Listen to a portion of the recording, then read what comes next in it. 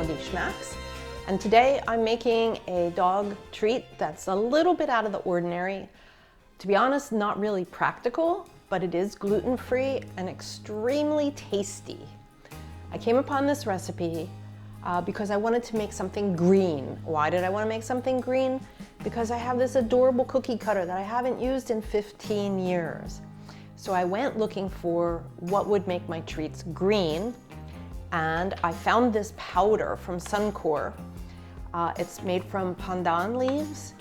I have never had that before. It's used extensively in Indonesia. It's okay for your dogs. In fact, the dogs love it. It tastes a little bit like vanilla.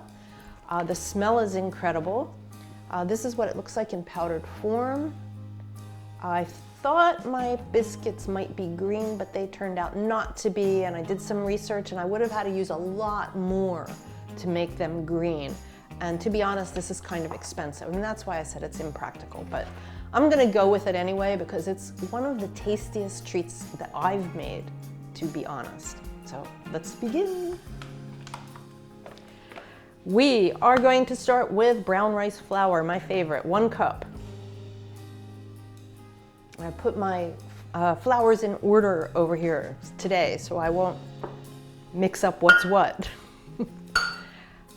Quinoa flour, originally from the Andes, many years ago. Tapioca flour. Tapioca flour is what helps hold gluten-free treats together. And then we're gonna, oh, did I say that was a 1/2 cup? Then the sweet potato flour I used once before. It is heirloom, and it's from Peru. And the texture of it is very light and airy, and I'm going to step back because it just wafts into the air and everything smells and tastes like sweet potato. So it didn't do it. Go figure. That's funny. Okay, then this wafts also. The pandan powder, here we go. Throw that in. That's kind of cool looking, if you ask me. I wouldn't mind having an ice cream that looked like that, then you'd think it was mint. And you could use mint in this recipe instead of the pandan powder if you wanted. Gonna stir this around because that seems to be like a lot of flour, and maybe I didn't get a big enough bowl. I have a history of kicking up all of my flour on myself when I make that mistake. So let's get that going in there. And then we're gonna add some chia seeds, also ancient, used by the Aztecs and the Incas for energy. Throw that in there. And then we're gonna add, what did I say? 1/8 cup, 2 tablespoons of chopped parsley, chopped fresh parsley. Throw that in there. And that's also got a nice green flavor. So we're gonna whisk this around. Get the parsley in there. It kind of wants to clump together, which of course you don't want. Here we go. Then we're gonna add a little tang in the way of yogurt. I have Greek yogurt, 1/2 cup. So let's put that in there. I'll be honest, this looks a little wetter than the yogurt I used when I made this recipe, so we'll see how that affects things. Smells good. Then what? Oh, my little controversial ingredient, agave. That's why I'm wearing these earrings. They're sort of Native American. Where are you, Mr. Agave? Here. Not as sweet as sugar. If you're vegan, it's vegan. Thing is, it is still sugar. So putting it in there anyway, it tastes great. And it's not much, and these are treats. It's not a main meal for your dogs. And it really adds something to the overall taste. And we're gonna add an egg. And then stir it up, because the last thing that's going in here is going to be water, and we won't know how much water until we look at the dough. And what I've written down is up to 1 cup of water. Let's see. And I have this palm tree along with the letter L and A, because 15 years ago I was making dog treats and actually selling them. Now I'm not really selling dog treats, I'm just making them, sharing my recipes with you. But my company was called LA Dog Treats. So I had lots and lots of kind of LA oriented things, but in a good way, the good things about LA, not the bad things. There's no bad things. Okay, water. 1 cup, we know, don't dump the whole thing in. Let's start with at least a half for sure. And see what that looks like. I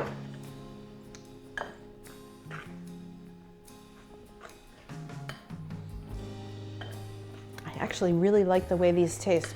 If I made these and put a little salt in them, they could definitely be human treats. Treats? Do humans eat treats?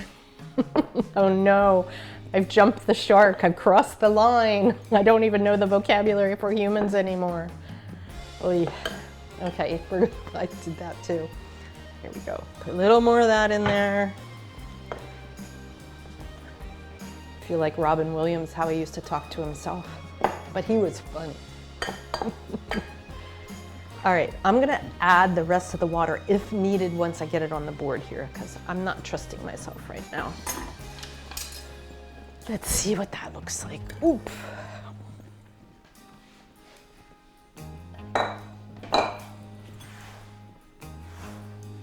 But the vanilla smell of the pandan is just fabulous. Oh, right, I remember this dough. Ay. Kind of knead it differently than you would.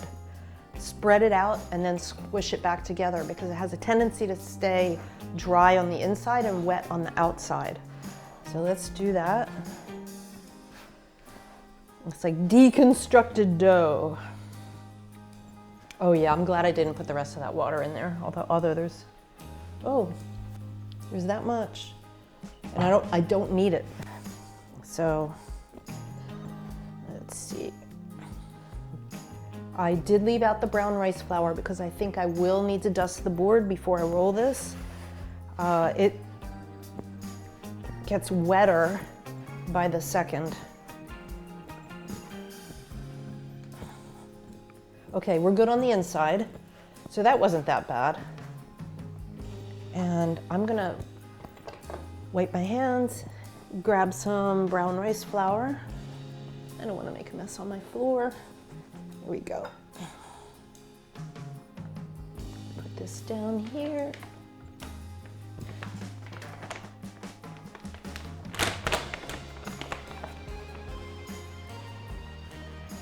A little bit more. And we're gonna roll it so the top has some dusting on it also. Looking good. Yes. All right. We're gonna roll that out.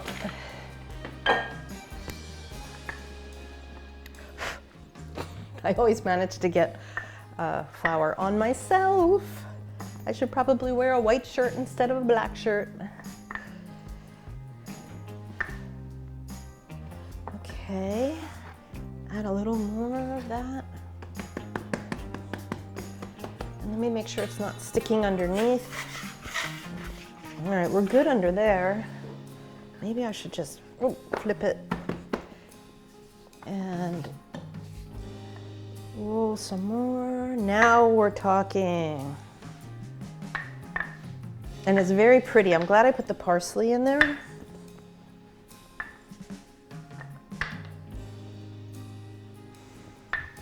Okay. And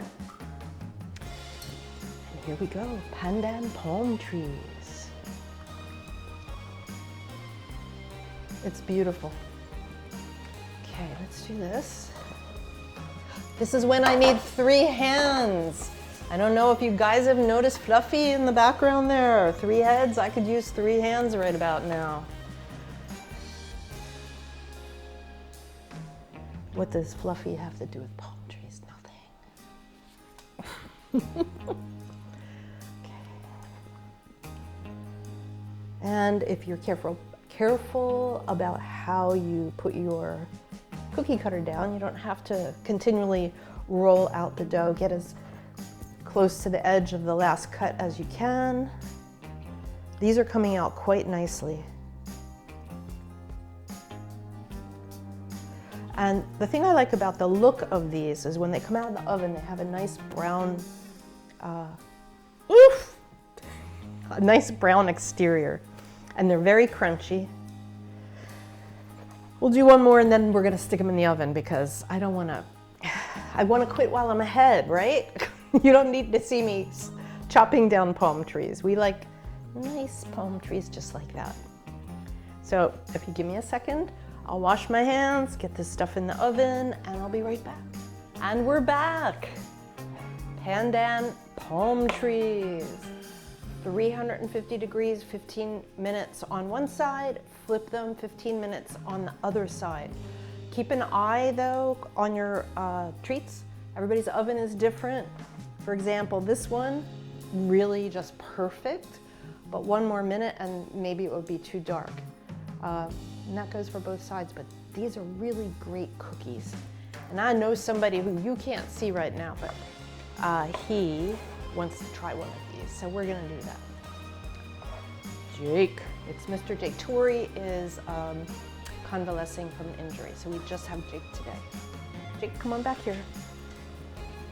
Sit. Good boy. Other paw. Yes, that was good. We're learning. You should see. I wish you could see his face. He's chewing like this. Sideways because they're really chewy. Come here. Let me show everybody. Take another bite. Do you see what I mean? You're a funny kid.